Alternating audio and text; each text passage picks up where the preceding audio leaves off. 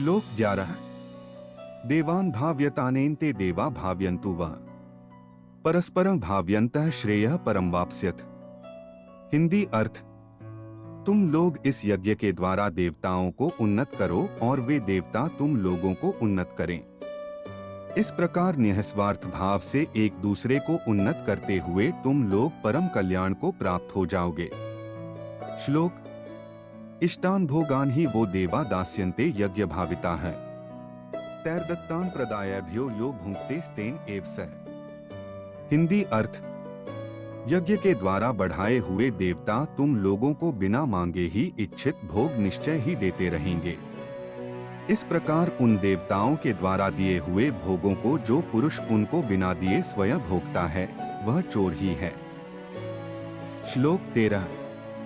यज्ञशिष्टाशिनः संतो मुच्यन्ते सर्वकिल विषयः भुंजते ते त्वघन पापा ये पचन्त्यात्म कारणात्। हिंदी अर्थ: यज्ञ से बचे हुए अन्न को खाने वाले श्रेष्ठ पुरुष सब पापों से मुक्त हो जाते हैं और पापी लोग अपना शरीर पोषण करने के लिए ही अन्न पकाते हैं, वे तो पाप को ही खाते हैं। श्लोक 14। अन्नाद् भवन्ति भूतानि पर्जन्यादन्न संभवः यज्ञाद् भवति पर्जन्यो यज्ञः कर्मसमुद्भवः। श्लोक 15। कर्म ब्रह्मोद्भवं विद्धि ब्रह्माक्षर समुद्भवम् तस्मात् सर्वक्तं ब्रह्मा नित्य यज्ञे प्रतिष्ठितम्। हिंदी अर्थ: संपूर्ण प्राणी अन्न से उत्पन्न होते हैं। अन्न की उत्पत्ति वृष्टि से होती है, वृष्टि यज्ञ से होती है और यज्ञ विहित कर्मों से उत्पन्न होने वाला है। कर्म समुदाय को तू वेद से उत्पन्न और वेद को अविनाशी परमात्मा से उत्पन्न हुआ जान। इससे सिद्ध होता है कि सर्वव्यापी परम अक्षर परमात्मा सदा ही यज्ञ में प्रतिष्ठित है। श्लोक 16। एवं प्रवर्तितम चक्रं नानुवर्तयति ह्यः अघायुरिंद्रियारामो मोघः पार्थ स जीवति। हिंदी अर्थ: हे पार्थ, जो पुरुष इस लोक में इस प्रकार परंपरा से प्रचलित सृष्टि चक्र के अनुकूल नहीं बरतता अर्थात अपने कर्तव्य का पालन नहीं करता, वह इंद्रियों के द्वारा भोगों में रमण करने वाला पापायु पुरुष व्यर्थ ही जीता है। श्लोक 17। यस्त्वात्मर्तिरेव स्यादात्मतृप्तश्च मानवः आत्मन्येव च संतुष्टस्तस्य कार्यं न विद्यते। हिंदी अर्थ: परंतु जो मनुष्य आत्मा में ही रमण करने वाला और आत्मा में ही तृप्त तथा आत्मा में ही संतुष्ट है, उसके लिए कोई कर्तव्य नहीं है। श्लोक 18।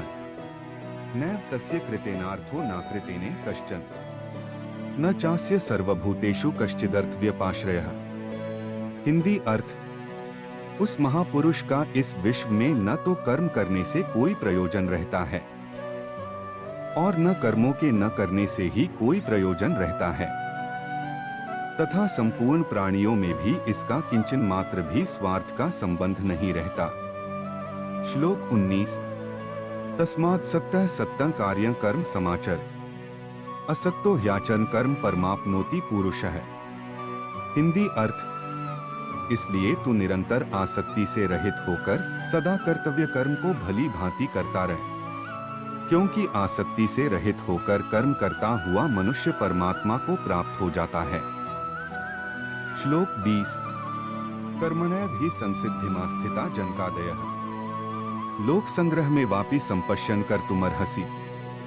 हिंदी अर्थ: जनकादि ज्ञानी जन भी आसक्ति रहित कर्म द्वारा ही परम सिद्धि को प्राप्त हुए थे, इसलिए तथा लोक संग्रह को देखते हुए भी तू कर्म करने को ही योग्य है, अर्थात तुझे कर्म करना ही उचित है। श्लोक 21। यद्यदाचरति श्रेष्ठस्तत्तदेवेतरो जनः स यत् प्रमाणं कुरुते लोकस्तदनुवर्तते। हिंदी अर्थ: श्रेष्ठ पुरुष जो जो आचरण करता है, अन्य पुरुष भी वैसा वैसा ही आचरण करते हैं। वह जो कुछ प्रमाण कर देता है, समस्त मनुष्य समुदाय उसके अनुसार बरतने लग जाता है। श्लोक 22। न मे पार्थास्ति कर्तव्यं त्रिषु लोकेषु किंचन नान्वाप्तं वाप्तव्यं वर्त एव च कर्मणि। हिंदी अर्थ: हे अर्जुन, मुझे इन तीनों लोकों में न तो कुछ कर्तव्य है, न ही कोई भी प्राप्त करने योग्य वस्तु अप्राप्त है, तो भी मैं कर्म में ही बरतता हूँ। श्लोक 23। यदि ह्यः न वर्तेय जातु कर्मण्यन्द्रितः मम वर्तमानुवर्तन्ते मनुष्याः पार्थ सर्वशः। हिंदी अर्थ। क्योंकि हे पार्थ, यदि कदाचित मैं सावधान होकर कर्मों में न बरतूं तो बड़ी हानि हो जाए, क्योंकि मनुष्य सब प्रकार से मेरे ही मार्ग का अनुसरण करते हैं। श्लोक 24। उत्सीदेवरी में लोका न कुर्या कर्म चेदहम् संकरस्य च कर्ता स्यामुपहन्यामिमाः प्रजाः। इसलिए यदि मैं कर्म न करूं तो ये सब मनुष्य नष्ट भ्रष्ट हो जाएं, और मैं संकर्ता का करने वाला हो तथा इस समस्त प्रजा को नष्ट करने वाला बनूं। श्लोक 25। सक्ताः कर्मण्य विद्वांसो यथा कुर्वन्ति भारत कुर्याद विद्वांस तथा सक्तश्चिकीर्षुर लोक संग्रह। हिंदी अर्थ। हे भारत, कर्म में आसक्त हुए अज्ञानी जन जिस प्रकार कर्म करते हैं, आसक्ति रहित विद्वान भी लोक संग्रह करना चाहता हुआ उसी प्रकार कर्म करे।